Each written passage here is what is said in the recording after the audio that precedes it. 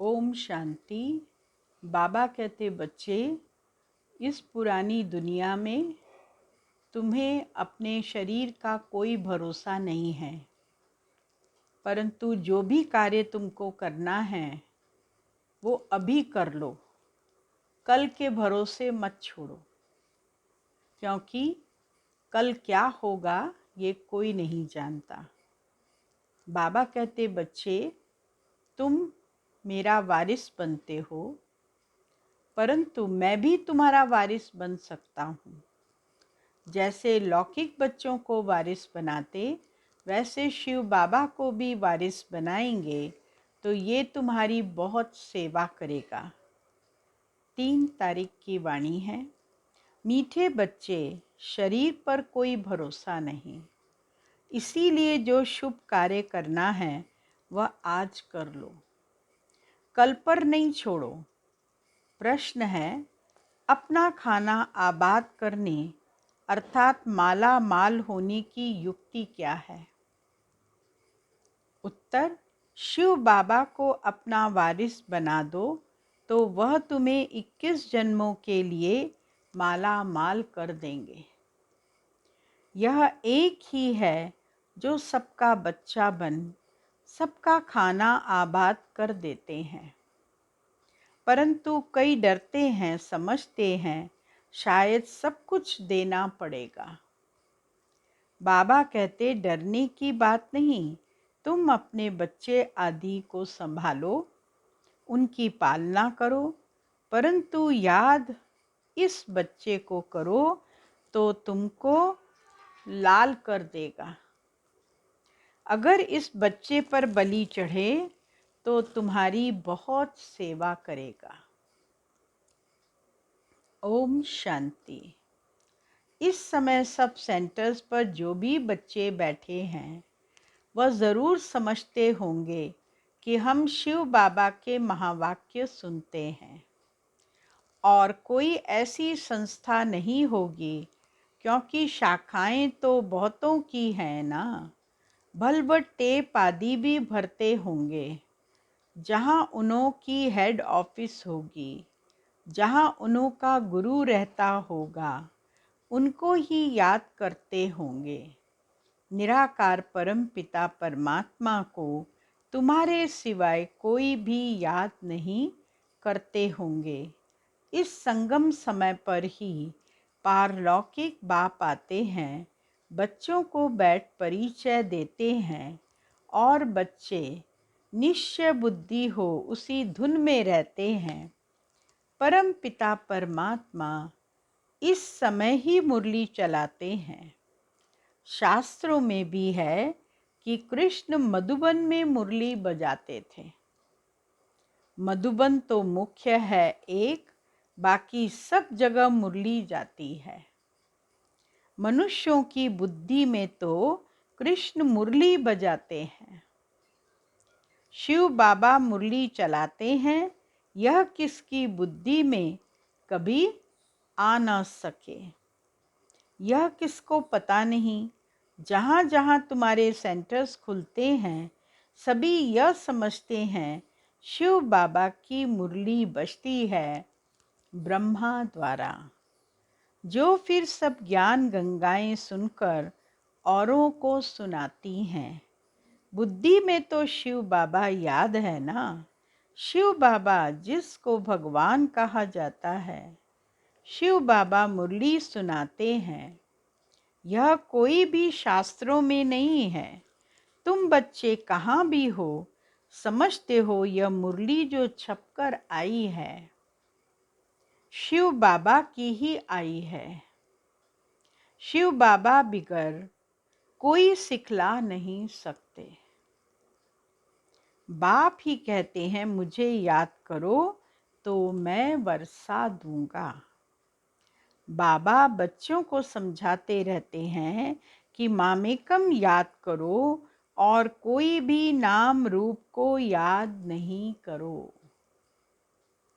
साकार मनुष्यों के फोटो आदि तो जन्म जन्मांतर इकट्ठे करते आए हो, उपासना करते आए हो। देवताओं आदि के चित्र रखना यह सब तुम्हारा छूट जाता है। भक्ति मार्ग में आत्माएं बाप को याद करती हैं, शरीर को तो तब याद करते जब देह अभिमानी बनते हैं। बाबा घड़ी घड़ी कहते हैं, अपने को आत्मा समझ बाप को याद करते रहो। आत्मा ही पतित दुखी बनी है। आत्मा कहती है मैं महाराजा था, अब रंक बन गया हूँ। तुमको अब स्मृति आई है, हम बाबा के बच्चे हैं, बाबा से हमने वर्षा लिया था। अब बाप कहते हैं, सबको बाप का परिचय दो। इस जैसा शुभ कार्य होता नहीं। इस शुभ कार्य में देरी नहीं करनी चाहिए। शरीर पर तो भरोसा नहीं है, न जवान पर न बूढ़े पर। इसीलिए जो कुछ करना है सो आज करना चाहिए। आज कल करते करते काल खा जाएगा। बाप ने कितनी बड़ी हॉस्पिटल कम यूनिवर्सिटी खोली है, जिससे हेल्थ वेल्थ हैप्पीनेस मिलती है। हेल्थ वेल्थ है तो हैप्पी है ही। निरोगी काया है, धन है तो मनुष्य सुखी है। तो बाबा कहते, जो भी जिसको शुभ कार्य करना है कर लो। सिर्फ 3 पैर पृथ्वी लेकर यह हॉस्पिटल खोलो। सबको बाप का परिचय दो। बाप स्वर्ग का रचयिता है तो ज़रूर बाप से स्वर्ग का वर्षा मिलना चाहिए। भारतवासियों को वर्षा था ना। इन बातों को भारतवासी सहज समझ सकेंगे। भगवान को ढूंढने के लिए मंदिर है। आर्य समाजी लोग तो देवताओं को मानते ही नहीं, इसीलिए समझते हैं यह चित्र आदि जो बनाए हैं यह सब पाखंड है। विघ्न तो बहुत पड़ते रहेंगे, समझाना तो बड़ा सहज है। बाप का फरमान है, जल्दी मेरे साथ सगाई तो कर लो। सगाई करने में ही वर्षे के हकदार बन सकते हैं। बाप रूहानी सर्जन हैं, तुम उनके बच्चे कहलाते हो, तो तुम भी सर्जन ठहरे। ज़रूर आत्माओं को ज्ञान इंजेक्शन लगाना पड़े। मन मना भव, यह बड़े ते बड़ा इंजेक्शन है। बाबा की याद से ही सब दुख दूर हो जाते हैं। योग से पुण्य आत्मा बन जाते हैं। यह एक ही दवाई है योग की। बच्चा जन्मता है, बाप की गोद में जाता है और वर्षे का मालिक बन जाता है। तुमको अभी पता है कि हम पक्का करते जाओ। तुमको अभी पता है कि हम बेहद के बाप से वर्षा लेते हैं। याद में ही अनेक प्रकार के विघ्न पड़ते हैं, इसीलिए याद को पक्का करते जाओ। सिर्फ 3 पैर पृथ्वी के लेकर यह हॉस्पिटल खोलो। यह 3 पैर है ना, नहीं तो ऐसे उच्च कॉलेज के लिए तो 50-60 एकड़ ज़मीन होनी चाहिए, जहाँ बहुत मनुष्य आकर पढ़ें, ज्ञान इंजेक्शन लगाते जाएं। गायन भी है कि 3 पैर पृथ्वी के नहीं मिले थे और फिर विश्व के मालिक बन गए। तुम विश्व के मालिक बनते हो ना।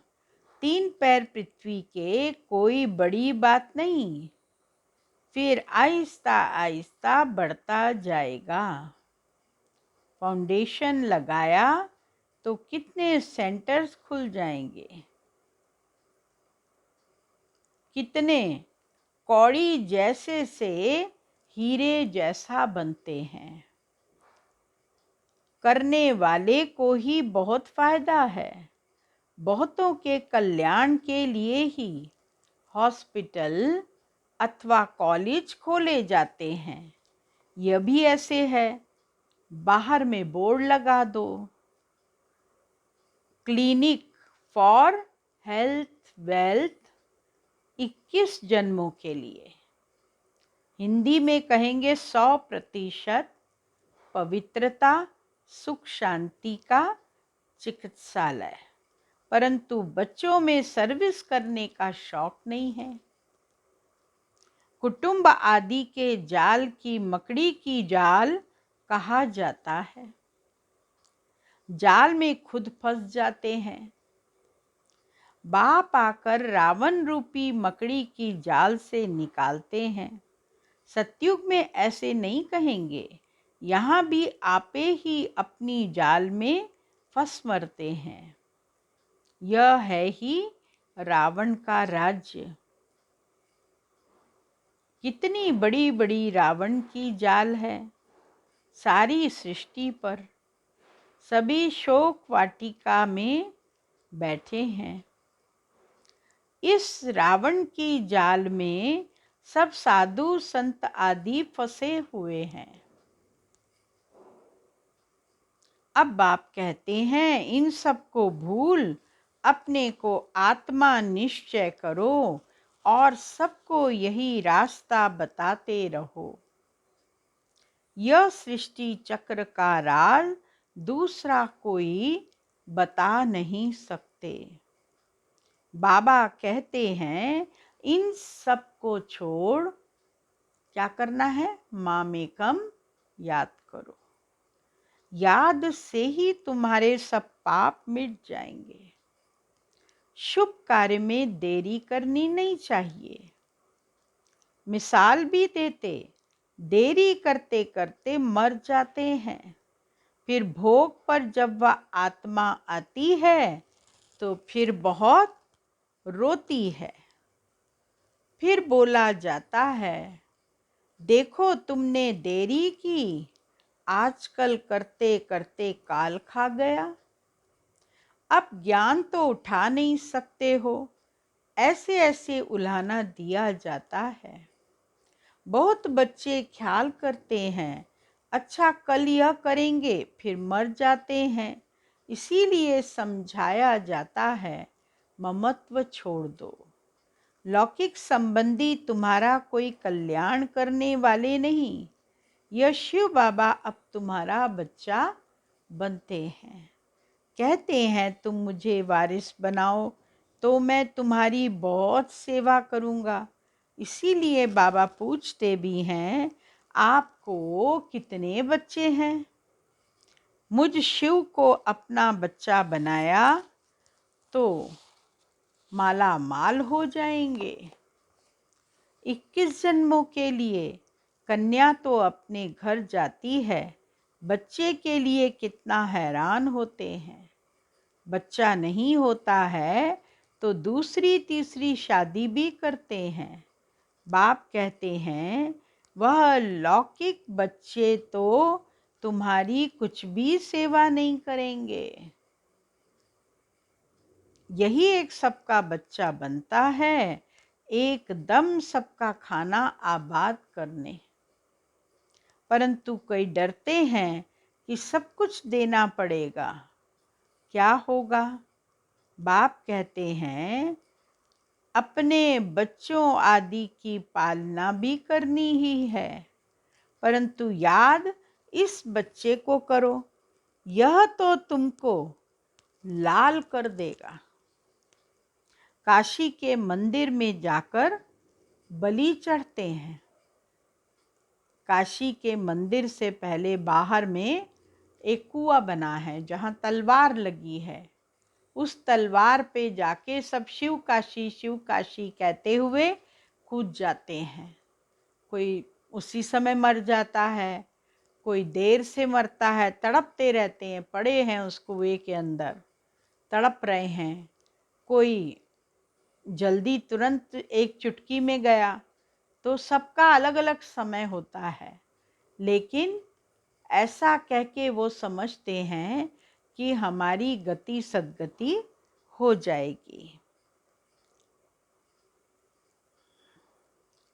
अगर तुम इस बच्चे पर बलि चढ़े तो यह तुम्हारी बहुत सेवा करेंगे, स्वर्ग में महल दे देंगे। वह बच्चा तो कुछ भी नहीं करेगा, करके ब्राह्मण आदि खिलाएंगे। मनुष्य दान पुण्य आदि जो करते हैं सो अपने लिए ही करते हैं। तो यह हॉस्पिटल खोलना कितना पुण्य है।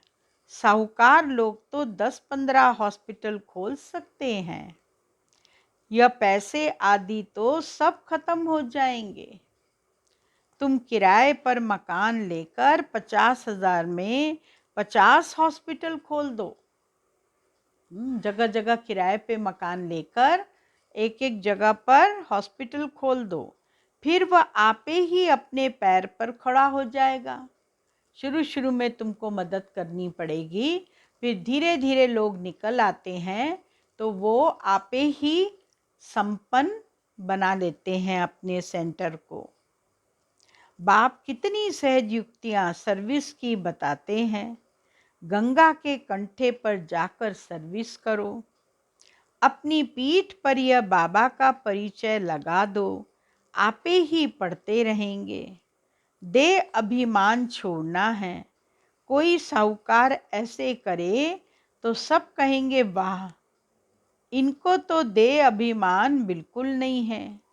बाप का परिचय देना है। बाप स्वर्ग का रचयिता है, फिर हम नरक में क्यों पड़े हैं। अभी बाप आए हैं, कहते हैं देह के सब संबंध छोड़ मुझे याद करो। भारत स्वर्ग से नरक कैसे बना, लक्ष्मी नारायण ने 84 जन्म कैसे लिए, आओ तो हम कथा सुनाएं। ढेर इकट्ठे हो जाएं। पतित पावनी गंगा को भी कहते हैं तो जमुना को भी कहते हैं। अच्छा गंगा पतित पावनी है तो एक को पकड़ो ना। अब तुम बच्चों ने ड्रामा को जाना है तो फिर समझाना है। अगर औरों को रोशनी नहीं देंगे तो कौन कहेंगे कि इनकी बुद्धि में रोशनी है। सर्जन इंजेक्शन लगा ना सके तो उनको सर्जन कौन कहेगा। डॉक्टर है और वो इंजेक्शन ही ना लगा सके तो सर्जन कैसे कहलाएगा। तुम बच्चों को सारी रोशनी मिली है। 84 जन्मों का राज बुद्धि में है। तुम इस ड्रामा को और एक्टर्स को की एक्ट को जानते हो। ऊंच ते ऊंच एक्ट है बाप की। बच्चों के साथ पार्ट बजाते हैं। तुम भारत को स्वर्ग बनाते हो, परंतु हो गुप्त। इनकॉग्निटो हो, नॉन वायलेंस हो, शिव शक्ति सेना, उनकी सब बातें जिस्मानी हैं। कितने कुंभ के मेले में जाते हैं। यहाँ जिस्मानी कोई बात नहीं। तुम उठते बैठते चलते यात्रा पर हो। याद से तुम पावन बनते हो। बाबा कहते हैं तुम कर्म करते समय भी शिव बाबा को याद करो। कर्म करते हुए भी शिव बाबा को याद करो।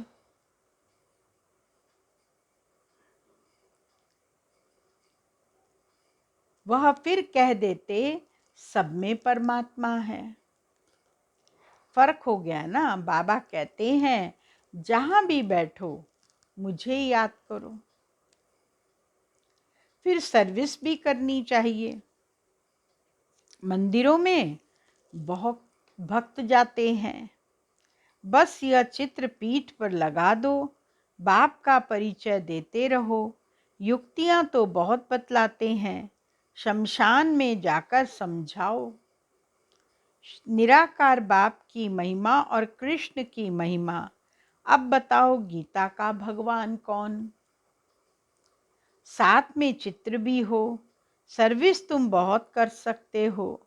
फीमेल करे व कोई कुमारी करे तो अहो सौभाग्य। कन्या तो सबसे अच्छी है। कन्याओं का कन्हैया बाप है निराकार। कन्हैया बहुत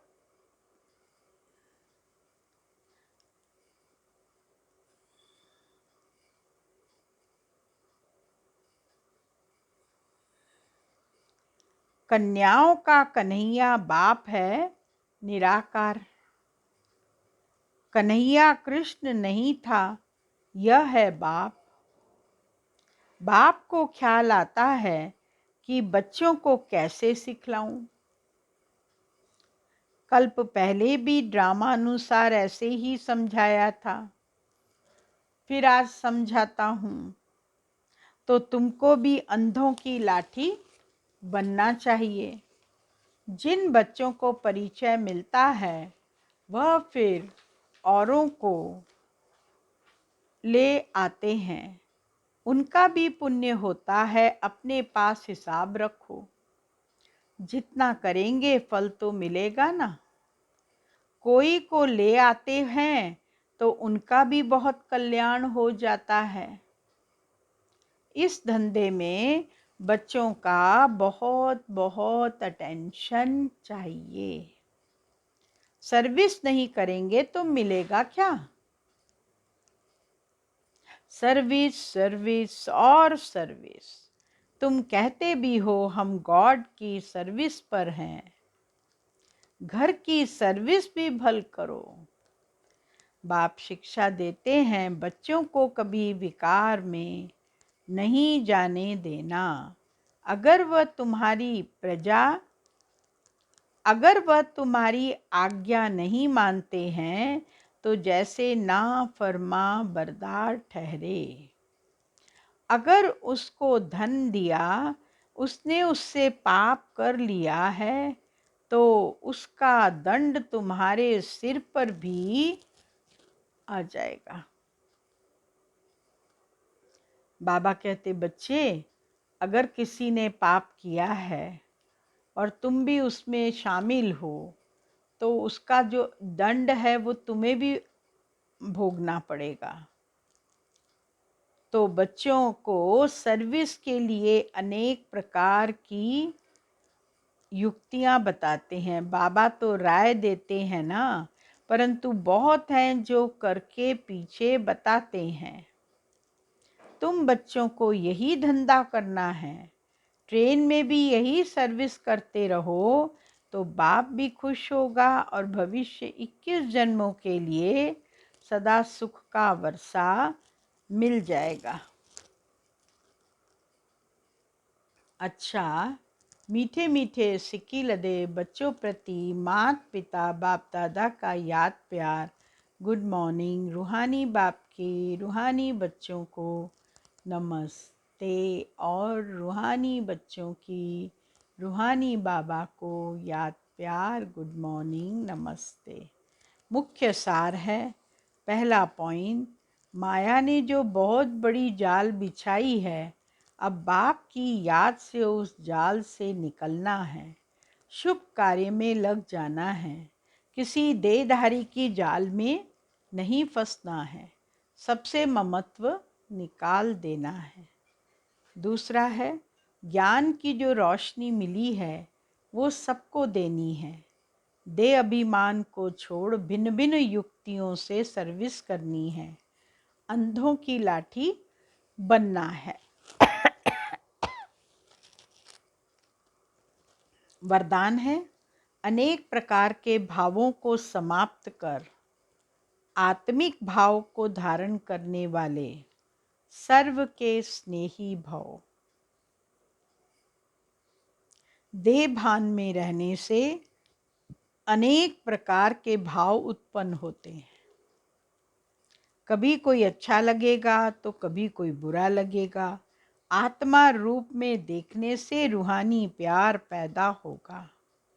आत्मिक भाव, आत्मिक दृष्टि, आत्मिक वृत्ति में रहने से हर एक के संबंध में आते हुए अति न्यारे और प्यारे रहेंगे। तो चलते फिरते अभ्यास करो। क्या अभ्यास करो? मैं आत्मा हूँ। इससे अनेक प्रकार के भाव स्वभाव समाप्त हो जाएंगे और सबके स्नेही स्वतः बन जाएंगे। स्लोगन है, जिसके पास उमंग उत्साह के पंख हैं उसे सफलता सहज प्राप्त होती है। आज का पॉइंट है,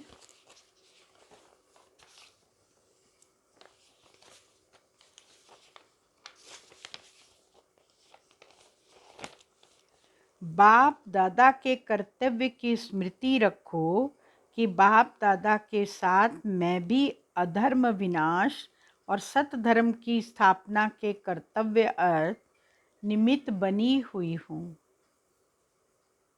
जो अधर्म के विनाश अर्थ निमित्त हैं, वह स्वयं फिर अधर्म का कार्य व दैवी मर्यादा को तोड़ने का कर्तव्य कैसे कर सकते हैं? मैं मास्टर मर्यादा पुरुषोत्तम हूँ, तो मर्यादाओं को तोड़ नहीं सकता। ऐसी स्मृति रखने से समान और संपूर्ण स्थिति हो जाएगी। दादी रतन मोहिनी जी का पत्र है। अमृत वेले से सर्व ईश्वरीय मर्यादाओं का पालन करते हुए मर्यादा पुरुषोत्तम बनो। दादी जी की शुभ प्रेरणा। परम प्यारे अव्यक्त मूर्त मात पिता बाप दादा के अति लाडले सर्व ईश्वरीय मर्यादाओं का पालन कर मर्यादा पुरुषोत्तम बनने वाली श्रेष्ठ आत्माएं कर्म और योग के बैलेंस द्वारा सर्व की ब्लेसिंग प्राप्त करने वाली सफलता मूर्त निमित्त टीचर्स बहने तथा देश विदेश के सर्व ब्राह्मण कुलभूषण भाई बहनों, बात समाचार आप सभी ने रक्षाबंधन और जन्माष्टमी के पावन पर्व खूब उमंग उत्साह हर्ष उल्लास के साथ मनाए। अनेक आत्माओं को पवित्र और योगी बनने का शुभ संदेश देते आने वाली स्वर्णिम दुनिया की खुशखबरी सुनाई। सभी तरफ के बहुत अच्छे अच्छे समाचार प्राप्त हो रहे हैं। रिटर्न में मीठा बाबा अपने ऐसे सबूत देने वाले सपूत बच्चों को अपने स्नेह की बाहों में समा रहे हैं। अब तो समय की समीपता प्रमाण हम सबको बाप समान बनने के लिए संपन्न और संपूर्ण बनने का तीव्र पुरुषार्थ करना है। साथ साथ मनसा वाचा और कर्मणा तीनों प्रकार की सम्मिलित सेवाओं से परमात्मा प्रत्यक्षता के निमित्त बनना है। संपूर्णता की मंजिल को समीप अनुभव करने के लिए संगम युगी ब्राह्मण बच्चों को सर्व ईश्वरीय मर्यादाएं जीवन में धारण कर मर्यादा पुरुषोत्तम बनना है। यह ईश्वरीय मर्यादाएं ही ब्राह्मण जीवन के कदम है। अमृत वेले से रात को सोने तक हर कदम मर्यादा अनुकूल दृष्टि वृत्ति स्मृति बोल और कर्म हो। स्मृति में रहे कि मैं श्रेष्ठ आत्मा हूँ और सभी आत्माएं श्रेष्ठ बाप की संतान हैं। यह वैरायटी आत्माएं वैरायटी पार्ट बजाने वाली हैं। देह को देखते भी आत्मा ही देखने में आए। शरीर को देखें तो आत्मा दिखाई दे। वृत्ति सदा शुभ भावना शुभ कामना संपन्न हो। दृष्टि सबके प्रति सदा निर्दोष हो।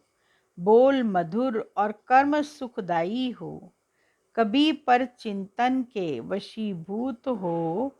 किसी के अवगुणों का वर्णन नहीं करना है। हर आत्मा को गुण मूर्त से देखना। अगर कोई मर्यादा के विपरीत कार्य कर रहे हों तो उसके खुद ही वकील जज नहीं बनना है। बाप दादा और निमित्त बनी हुई आत्माओं को बताना यही ईश्वरीय कायदा है। ऐसे हम सबको उन्नति के लिए समय प्रति समय बाप दादा अनेकानेक इशारे देते हैं, जिन्हें हम अपने स्वरूप में लाते हुए सदा उड़ती कला में उड़ते रहें।